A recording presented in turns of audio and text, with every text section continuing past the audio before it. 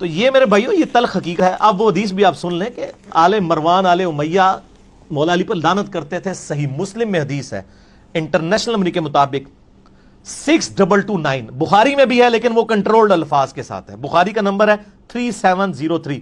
امام بخاری ذرا ایک شریف النفس آدمی تھے, وہ بٹوین دا ورڈز بات کرتے تھے. وہ صرف اتنا کہتے ہیں کہ سال ابن سعد السعدی کو بلایا گیا ممبر پہ کہ حضرت علی کے بارے میں کہو.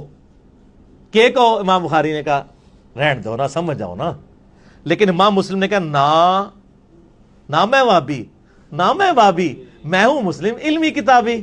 تو امام مسلم نے کہا میں تو علمی کتابی بندہ ہوں. 6229 امام مسلم نے نقل کیا کہ سال ابن سعد السعدی کو بلایا گیا آل مروان میں سے گورنر مدینہ, یہ سارے آل امیہ حضرت معاویہ کے گورنر مروان بن حکم اور اس کی اولاد, یہ سارے آل امیہ حضرت معاویہ کے گورنر مروان بن حکم اور اس کی اولاد, اور کہا کہ حضرت علی پر آ کر سب و شتم کرو. یہ کہتے ہیں سب کا مطلب تنقید ہے. نا سر, مسلم شریف 6229 موضوعات شریف نہیں, مسلم شریف. تو وہ کہتے ہیں میں معاذ اللہ میں کیوں علی ابن ابی طالب پر لعنت کروں. لوگوں کے بعد بھی ممبر رسول پر بنو امیہ جو ہے وہ حضرت علی اور ان کے چاہنے والوں کو لعنت کرے, ٹھیک ہے, جو صحیح مسلم میں 6229 ہے. لعن اللہ ابا التراب, یہ صلح حسن کے بعد کی حدیث ہے, کیونکہ ہے کہ مروان کی اولاد میں سے ایک بندہ گورنر بنا مدینے کا.